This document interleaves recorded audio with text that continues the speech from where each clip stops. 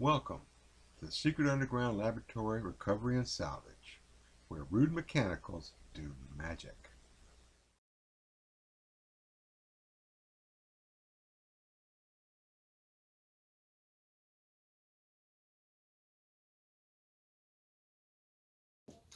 Hello, I'm Bronze Age, Director of the Secret Underground Laboratory, and I'm here with a black cat on a black chair.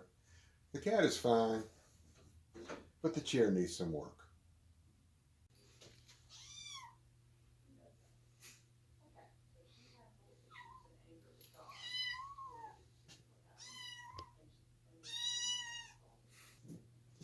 This is what is generally known as a pub chair. The legs go all the way up to the back. There's a frame that the front legs are attached to, and the seat is screwed down to the seat frame. Now, in a conventional pub chair like this, these pieces would all be glued together. This chair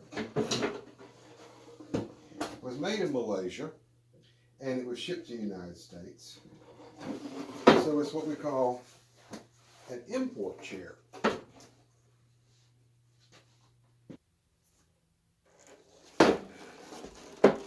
Instead of glue joints, it's held together with all these screws.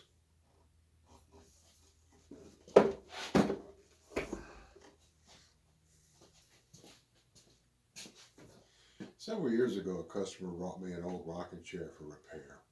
And when I saw it, it was kind of strange, because all the panels of the rocking chair, the back, the seat, even the rockers, were fastened on with screws with machine nuts on them. And I thought that was really weird, because this is obviously quite an old rocking chair. And it still had the label on it. It said Wisconsin Chair Company. So I get on the computer and I look it up and discover the Wisconsin Chair Company was founded in 1899. It was in business all the way to 1954. And in those years, their catalog held literally 1,000 or more different chairs. They had 24 different rocking chairs. And I found the rocking chair I was working on, the one held together by bolts. It was called the export chair. And what it was is this chair was designed to be taken apart, stacked flat in a crate, is that it could take 10 chairs in the space of one assembled chair. And it was made for sending off to other countries to sell. Now, the idea that there was once a time when America sold furniture to other countries is a little weird, but we have the same thing here. This chair is made to be shipped in pieces. Then at the port, they unpack the freight container and they go to work putting them together, and they go out to the furniture stores. It's going to make our job much easier.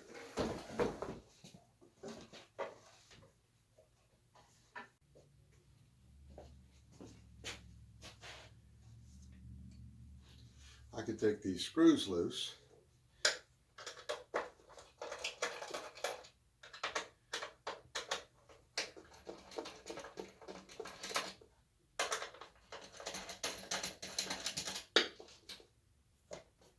And the back will come off far enough.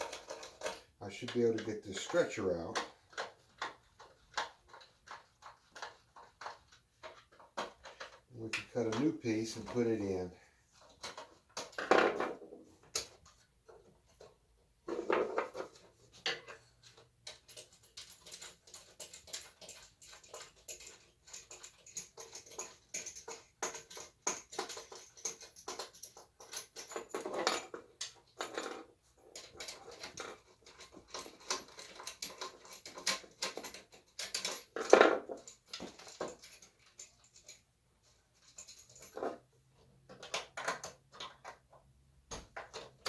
Even the stretchers themselves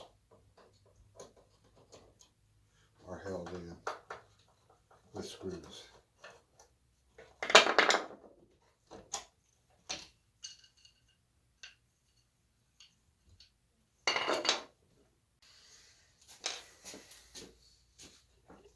Before it broke, this stretcher was 15 1/4 inches. It's made of some sort of Asian softwood. I can see there was a knot right here, which is probably why it broke right there. Natural weak spot in the wood. But this dowel will serve just fine for a replacement piece. I cut the replacement piece off camera because Ruidomo does not like the sound of the saw.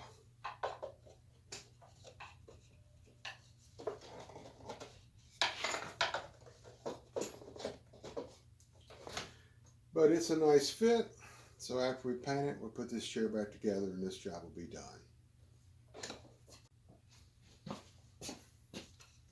Alright, the piece is painted.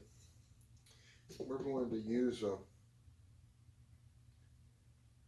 little glue instead of the screws because I don't intend for this chair to be taken apart again, at least anytime soon. Certainly not going to be needed to be shipped overseas.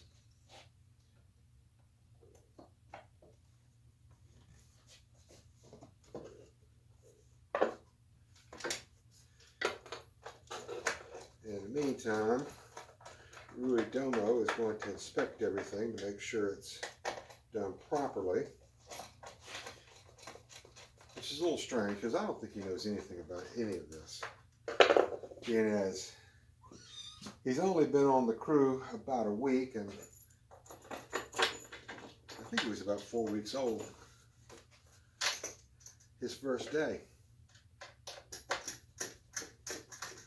Because what actually happened was, I was on my way back from work. As I'm pulling up to a stop sign, I see this little black lump in the pavement. It looks something like this. And as I stopped, it jumped up and it ran down the center line of the street. Well, I put it in park. I jumped out and I snatched him up off the pavement. And he wasn't happy about that at all. He snarled and hissed and wrapped up a shirt, and I brought him to the lab. So we've been feeding him for a week now, and I think he thinks that anybody who feeds him must be okay because he's extremely easy to get along with. And I think he'll be a valuable addition to the crew. So this is Bronze Age, director of the Secret Underground Laboratory, here with Ruidomo at the BF bench. And we appreciate you watching the video. Wish that you would like and subscribe. And go look at all our other videos. Like and subscribe to them. In fact, you should like and subscribe to any YouTube video you watch. I'm always amazed by how a video can have like 30,000 people watched it, and it's only got like maybe 300 likes. And it's like, it's not that much work. So hit that like button. I appreciate it much. Thank you.